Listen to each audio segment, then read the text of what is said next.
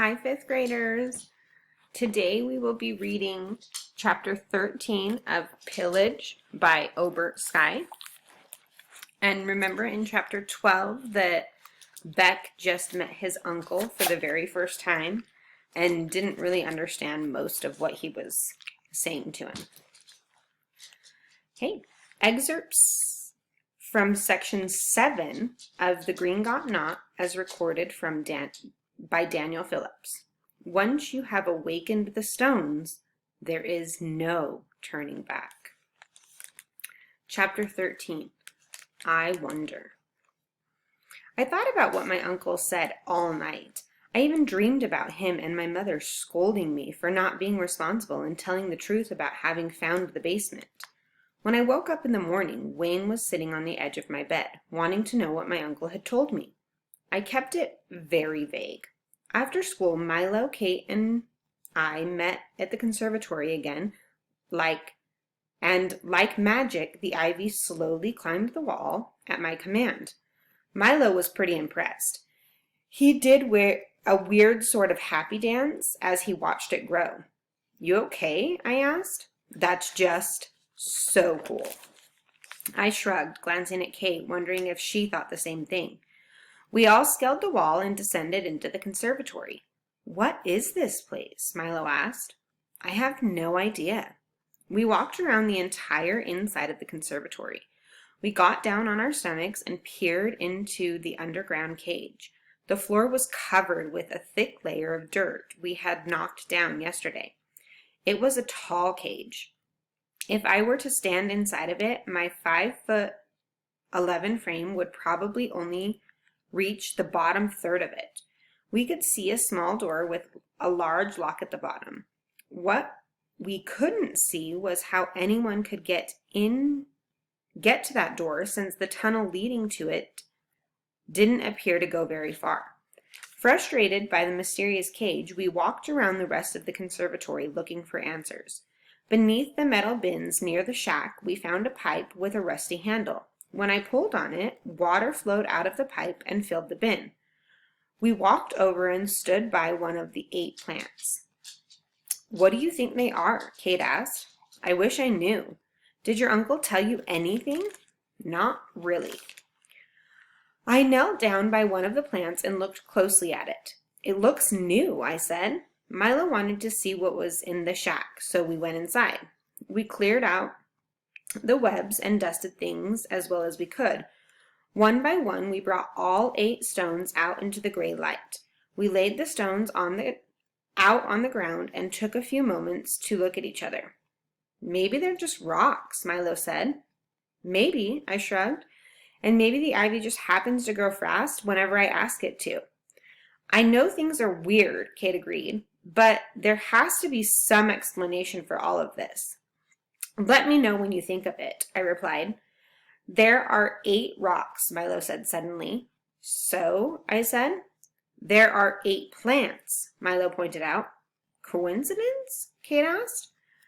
I picked up a stone that had a yellow line running through it. It was heavier than lead. I pulled it up to my waist and shoved it over to the closest plant. I set the stone down on the soil as though I knew what I was doing. The rock sank a few inches into the dirt. I looked at the tiny shoot of green next to the rock and kindly asked it to do whatever it was supposed to do. No one was more surprised than I was that the plant listened. The sprout began to twist up before bending down and burrowing into the earth. The soil sizzled, and in a few seconds, a small green nest blossomed on the ground, with the stone tucked neatly inside. "Wow," Milo laughed.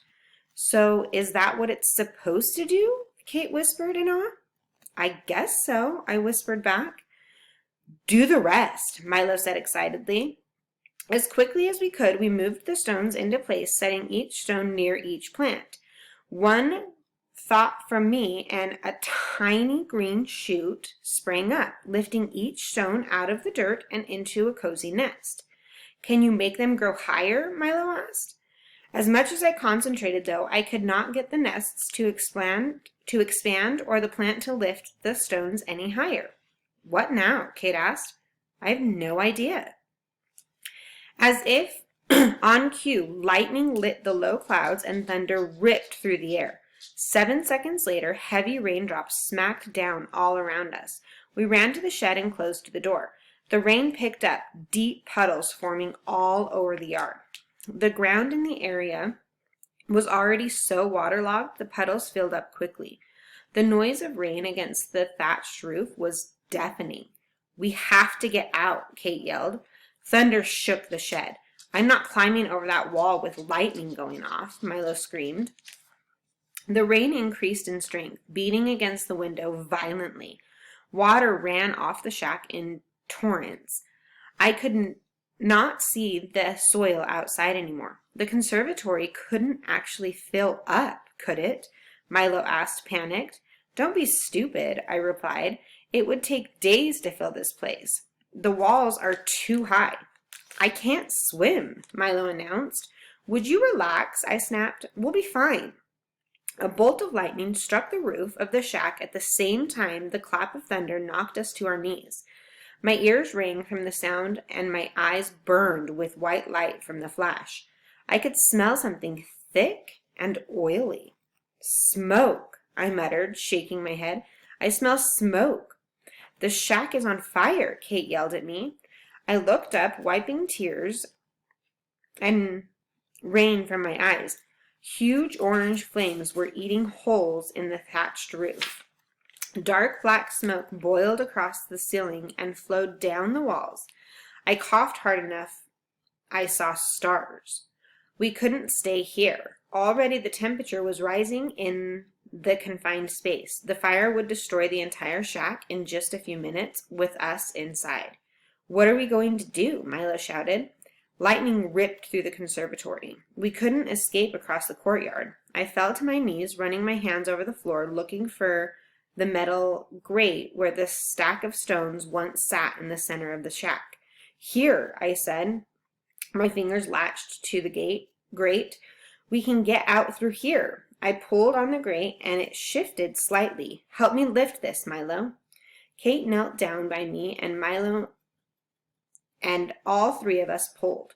The grate came loose, and we shoved it to the side. I turned to look down a long hole. Where do you think it goes? Milo asked. Down, I said, stating the obvious. There's no way I'm going in there, Milo said. What if it just leads to that cage? Then stay here and burn, I snapped. I could feel the heat from the flames licking at my skin. Thunder rocked the air, and another lightning bolt shook the ground. I'm going, Kate said, bending down to slip into the hole. Let me go first, I insisted. We don't know what's down there. She let me push her out of the way, and I sat down on the edge of the hole with my legs dangling in the dark. Raindrops were falling through the ruined roof, sizzling with the heat of the fire all around us. My shoes found a small, protruding step in the wall. There's a foothold here, I exclaimed. I lowered myself into the hole. The air was a little cooler, but I knew it wouldn't last long. My right foot found another ledge. I descended further. I couldn't see anything, and smoky air filled my lungs each time I tried to talk. I glanced up to see Kate's legs stepping down right above me. 3 more steps down, and I could feel the floor. I jumped down and felt around, trying to get some idea of where I was. A thin stream of water trickled down the hole and started to pool around my ankles. With the shack gone and the grate open, nothing would stop the rain from flooding the tunnel. I didn't want to escape burning to death, only to drown instead. Kate splashed down next to me in the mud. We moved down the tunnel, trying to put as much distance between us and the rising water. Where's Milo? I asked. His feet splashing down answered for me. I can't see anything, Kate said needlessly. We should go back, Milo pleaded. I bet the fire is out by now. Maybe we could get out. I doubt it, I said. Come on. I moved down the tunnel, feeling my way into the dark. Kate had her hand on my belt, and she instructed Milo to hold her hand. The water around our feet was rising. We should go back, Milo kept saying.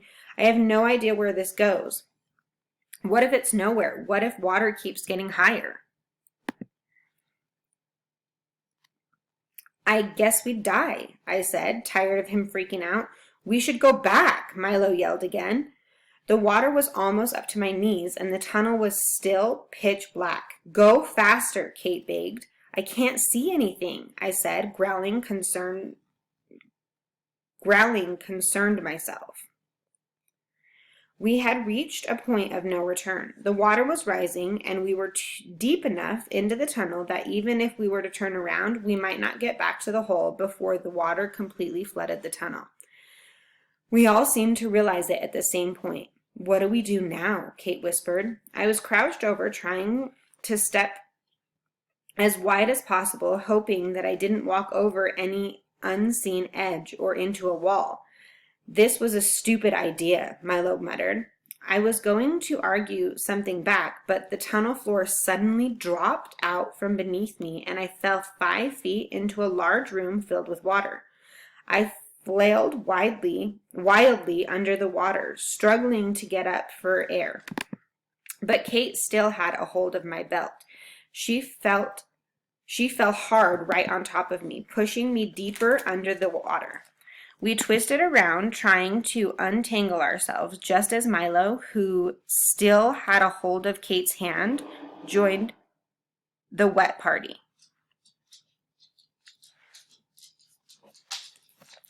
I thought I would never taste air again. Just before my lungs gave out, I surfaced, gasping in the dark, wet air. I could hear Kate and Milo coughing and choking as they surfaced behind me. I swam a little ways from the sound of falling water, and my hand brushed up against the lip of another tunnel. I was able to pull myself up and stand. As my eyes adjusted to the darkness, I could see Kate in the water and reached out to help her. I did the same for Milo. We could hear the water rushing through the tunnel and falling into the pool in a constant waterfall. At least we were safe on dry ground. Where are we? Milo asked. Well, I'm pretty sure this will lead us to Buckingham Palace, I said sarcastically. How would I know where we are? Come on. Once again, I could feel Kate holding on to me. I began to move forward, but as if to punctuate my point of not knowing where I ran right into a dead end. Perfect, I snapped. What now? Kate asked. We can't go back, Milo whined. It's too dark and I can't swim across that pool. We have to go back, I pointed out. There's no other way. Wait, Kate said. Do you see that? What? I had no idea what she was looking at. I could barely see my hand in front of my face. The wall, she said. It's glowing. I felt the dead end and tried to see the light. There's something there, Milo said excitedly. I can see cracks of light. I can't see anything, I admitted. Kate moved around me and started kicking at the wall. Nothing happened. Milo tried, and still nothing. I thought they'd both gone tunnel crazy, so I had them move back, and I kicked the dirt wall with my right foot as hard as I could. My leg broke through the wall of dirt and into another opening. A small wash of light dripped into our space. My leg was stuck in the wall. I think you're right, I said, not too proud to admit my mistake, but I think I'm stuck. Kate and Milo tore at the tunnel where my leg was. Large chunks of dirt broke free, and in less than a minute, my leg was freed. There was a big hole in the wall, so we easily slipped through and into the lighted area. I think we're in the basement, I said happily. Instantly, the mood became more hopeful. There was a faint trace of light further down the tunnel we were standing in. We followed it and eventually entered a room where a candle was burning. We were in a basement, but in a different room than we had been in before. There were 4 beds sticking out of the dirt walls, and an empty fireplace on the opposite side. Wow, Milo said. Someone digs amazing tunnels. But why? I questioned. We should get out before we are discovered, Kate said nervously. I picked up the candle with my wet hand, and the water doused the flames. But like the other candle we discovered in the basement, this one came sparking back to life too. Come on, I said, leading the way. We wandered through the tunnel systems for at least a half an hour before we stumbled across the room we'd been in before. In the course of our wanderings, we had found 3 more rooms that had been partially dug out. One was a kitchen of sorts, another was a room filled with paintings. The dirt had been cleared off the paintings, but they were still stuck in the walls. The paintings were so stuffy looking, people wearing white wigs. The third room we had found was a library. Only 4 shelves had been dug free, but we spent some time looking at all the books. Most of them were written in foreign languages. There was a whole shelf about making your own poetry and another section about fire and gardening. When we finally found the stairs leading out of the tunnels, I was more than a little relieved. We pushed the wardrobe out of the way and entered the room with the locked door. I didn't have the key with me, so we climbed out the window. It was still raining tigers and horses. We stuck to the back edge of the manor and hiked around the tall shrubs to the front walk. We gathered under a drenched willow tree to assess what had just happened to us. I'm not sure what all of this means, I said, but now we have 2 ways into the conservatory. Tomorrow we should check to see what the storm did to the stones, Kate said. At least it's the weekend, I said. I needed a break from Callowbrower. Let's meet here tomorrow. What time? Milo asked. 10, I suggested. I better go, Kate said. My parents are going to be wondering where I am. Mine too, Milo said. I felt jealous of them for having parents. Yeah, go on, I said. I want to read that book I found. I'm sure it's full of really good information. They smiled and then ran out into the rain and toward their homes. Milo shouted, "Happy reading!" as he took off. I stood under the willow, listening to the thunder, and hoped Miley had something hot and delicious waiting for me. She did. Hey, my friends, that's the end of chapter 13. I will see you tomorrow for chapter 14.